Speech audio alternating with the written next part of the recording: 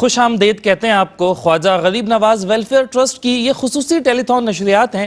میں ہوں ڈاکٹر سید عمران ودود۔ ناظرین، آپ جانتے ہیں کہ ماہ رمضان المبارک کا آغاز ہو چکا ہے۔ ہم بہت ساری تیاریاں خود کے لیے بھی کر چکے ہیں، اپنے اہل و عیال کے لیے بھی کر چکے ہیں، بچوں کے لیے بھی کر چکے ہیں، اور شاید اپنے رشتہ داروں کے لیے بھی کچھ دعوتوں کی پلاننگ کر رکھی ہے ہم نے۔ پھر اس کے بعد اس ماہ مبارک کے بعد جب عید کا تہوار آئے گا تو ہم میں سے بہت سو نے اس کے لیے بھی کچھ خریداری کر رکھی ہے، کچھ تیاریاں کر رکھی ہیں، کچھ انتظامات، کچھ انصرام کر رکھا ہے۔ ناظرین، لیکن جہاں پر ہم نے خود کے لیے اتنا سارا کچھ کیا ہے، ہمیں یہ سمجھنے کی ضرورت ہے کہ کیا اس وقت ملک پاکستان میں بسنے والے دیگر تمام لوگ بھی ان سہولیات سے اسی طور استفادہ حاصل کر پا رہے ہوں گے جس طور ہم اور آپ کر رہے ہیں، جس طور ہمارے اور آپ کے بچے کر رہے ہیں۔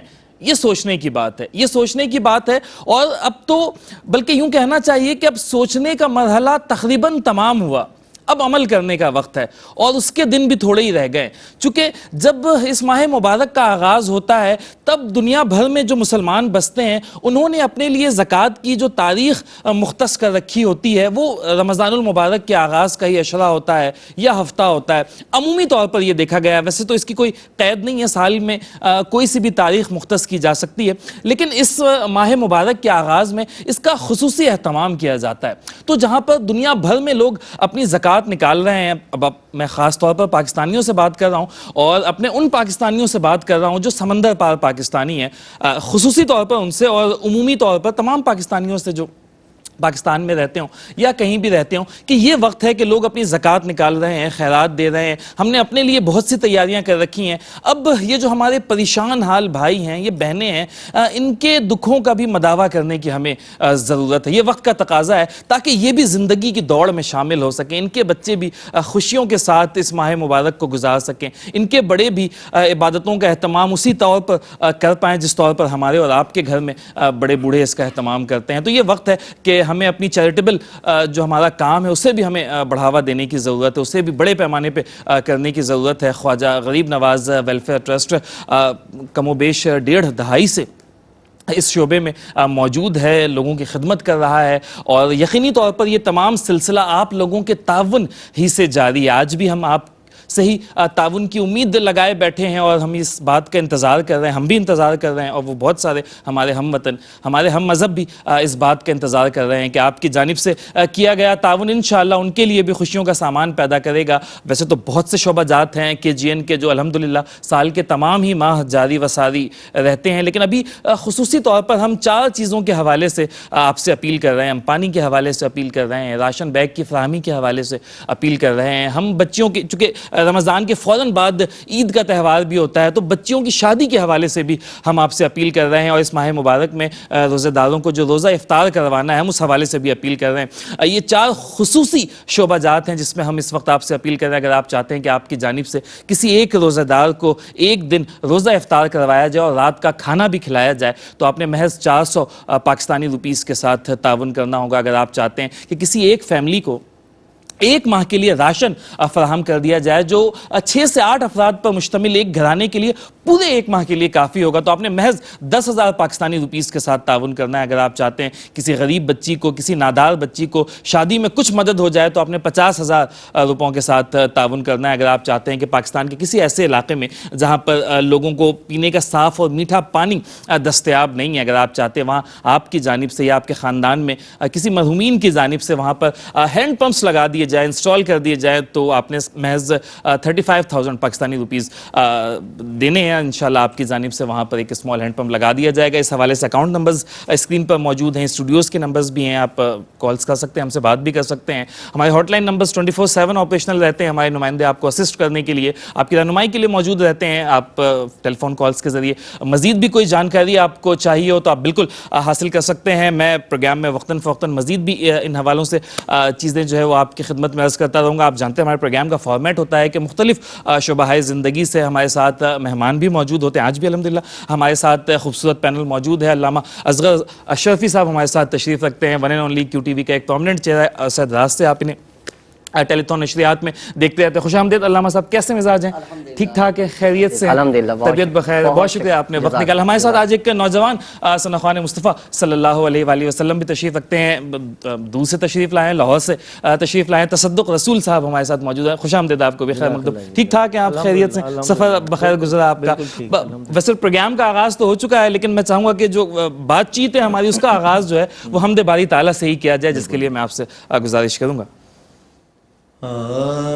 حق لا الہ الا اللہ, لا الہ الا اللہ. قلندروں کی اذان لا الہ الا اللہ,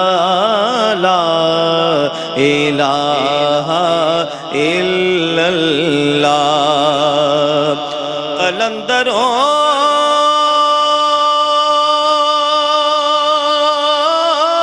کی اذان لا الہ الا اللہ, سرور زندہ دلاں لا الہ الا اللہ, حق لا الہ الا اللہ. ڈاکٹر صاحب شعر دیکھیے. یہی ہے میرا نشان لا الہ الا اللہ, یہی ہے میرا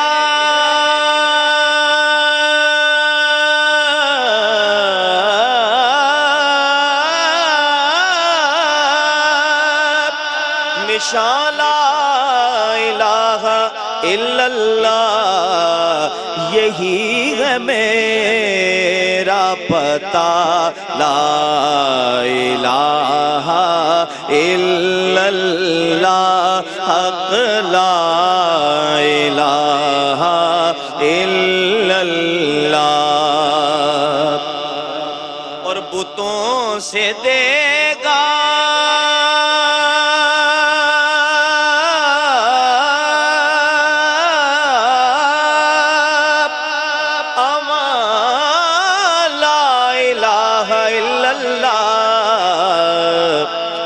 بنا وظیفہ جان لا الہ الا اللہ, حق لا الہ الا اللہ.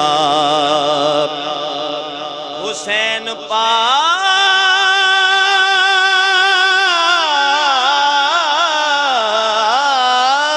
سے پوچھا کہ کچھ بچا بھی ہے,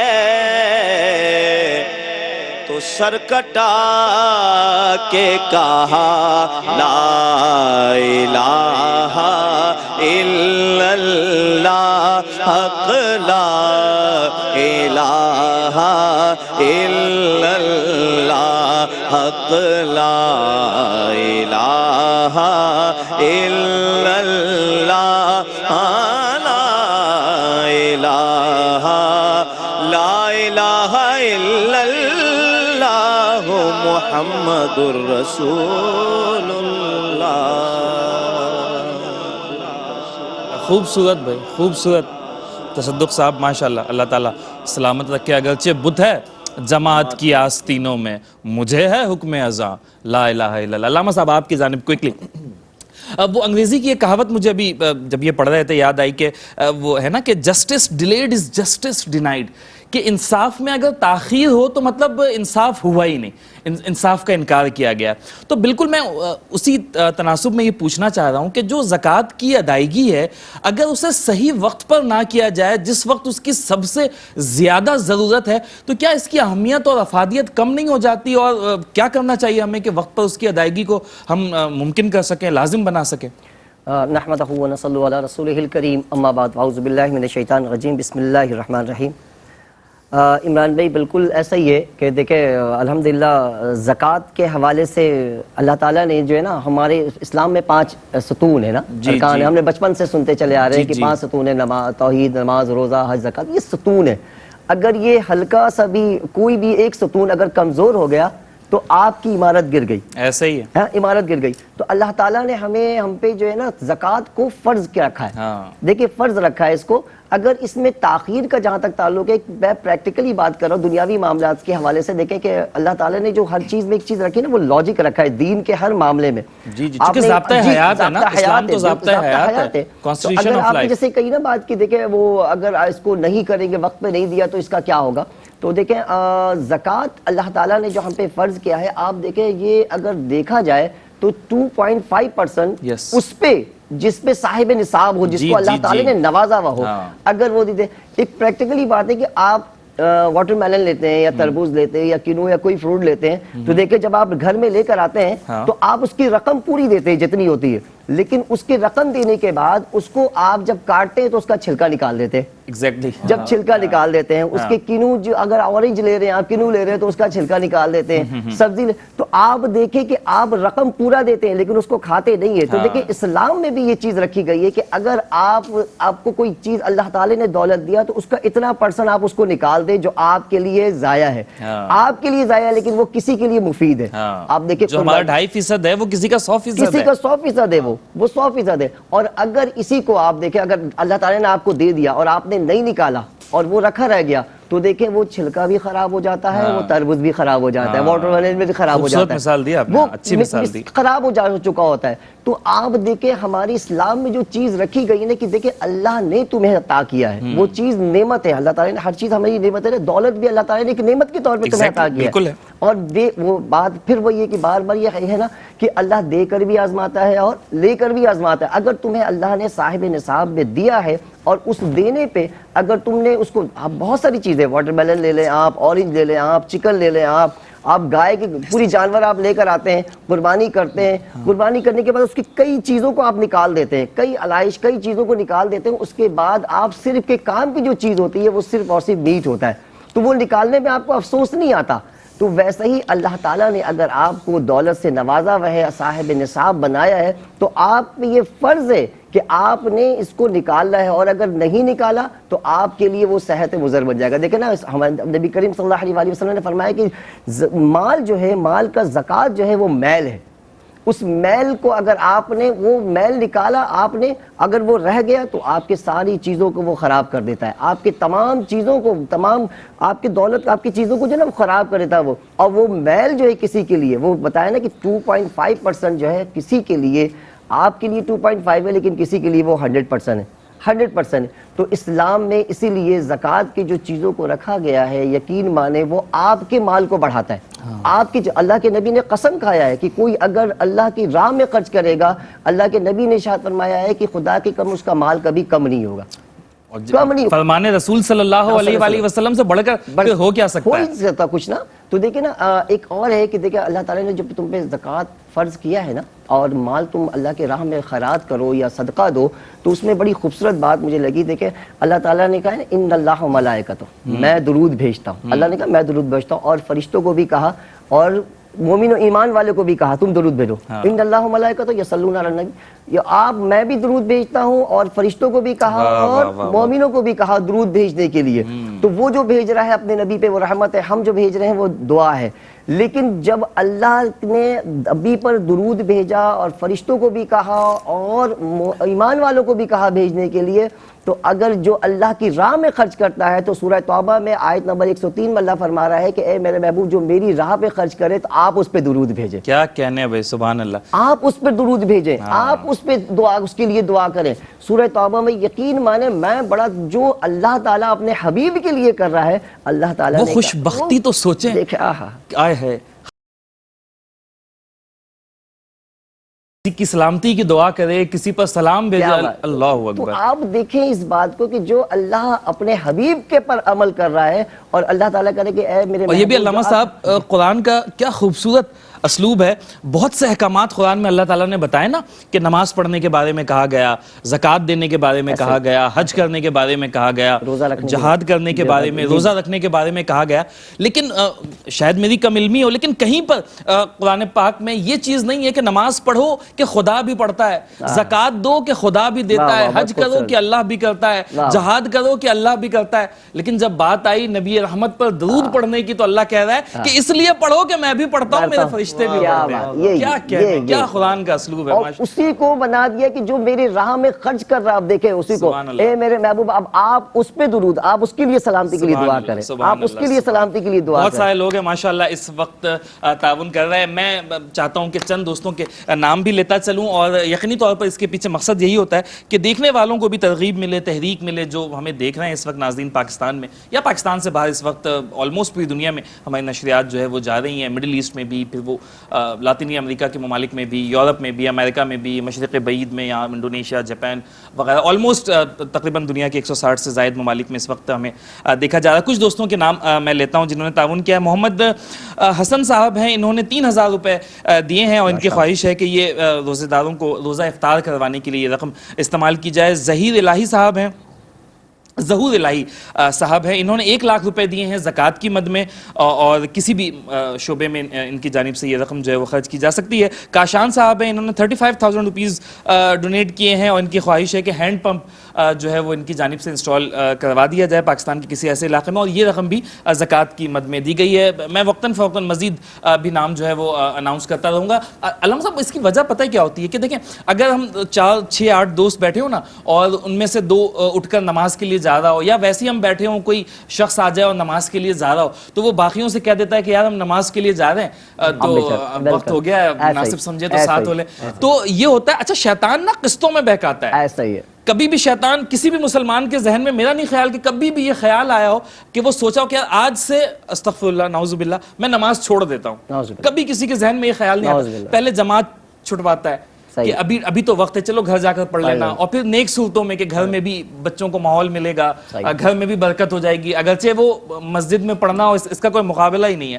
تو پھر اس کے بعد اس طرح سے کرتے کرتے پھر وہ اچھا گھر جانے میں بھی تاخیر ہو گئی, پھر نماز قضا ہو گئی, چلو قضا پڑھ لینا, اگلی نماز کے ساتھ جوڑ کر پڑھ لینا, اور پھر اس طرح کرتے کرتے کرتے وہ بے نمازی بن جاتا ہے. بالکل, آپ یہ درجوں میں یہ ہوتا ہے نا. تو یہ ہم ایک انسانی فطرت ہے کہ جب تحریک ملتی ہے نیکی کی تو اس جانب بھی راغب ہوتا ہے, اور جب گناہ کی ملتی ہے تو اس جانب بھی راغب ہوتا ہے. تو ہم کوشش کرتے ہیں کہ ایک ماحول سا بنا کر رکھیں اور لوگوں کو جو ہے وہ اس جانب. آپ آخری کیا ایڈ کرنا چاہ رہے ہیں؟ بالکل ایسا ہی ہے. دیکھیں کہ آپ نے جو یہ ہے نا کہ اس دور میں مجھے کئی لوگوں نے کہا کہ علامہ صاحب آپ جو ہے نا, میر صاحب اس کے بارے کو جملے کو ضرور کہیے گا.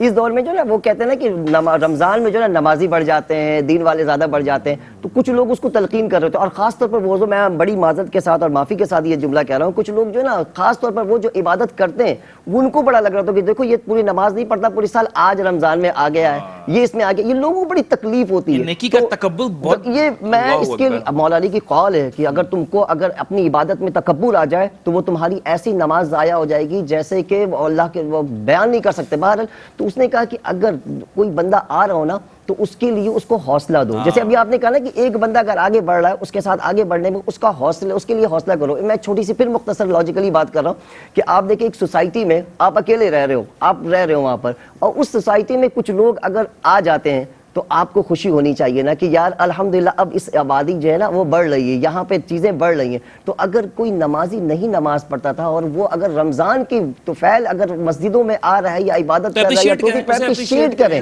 اس کو اپریشیٹ کریں.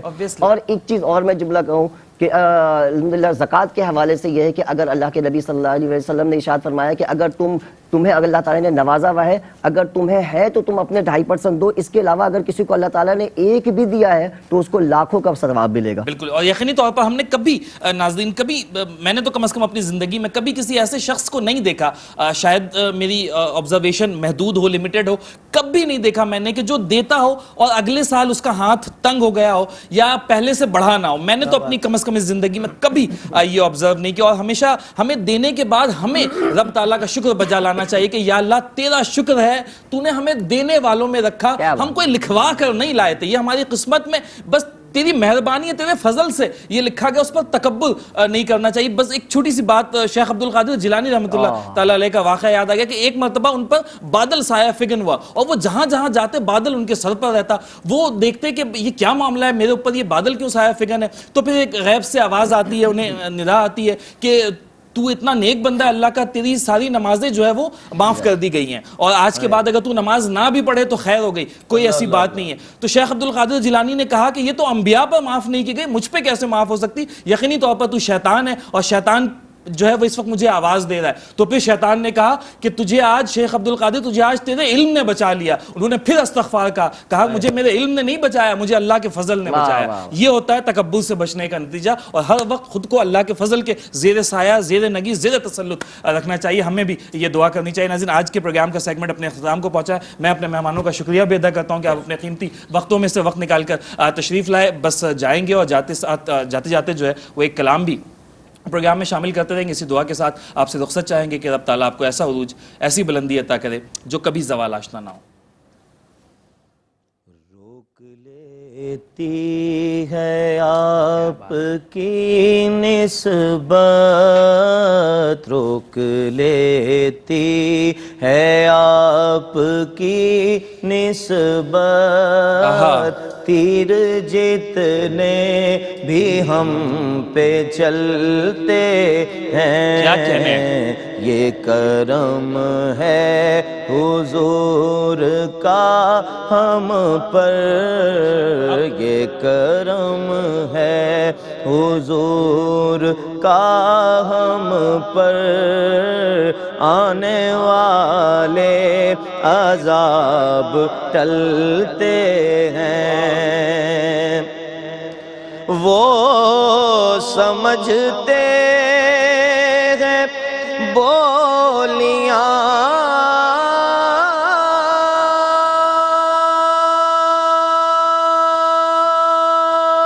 سب کی، وہی بھرتے ہیں جولیاں سب کی، وہی بھرتے ہیں جولیاں سب کی. آؤ بازار مصطفیٰ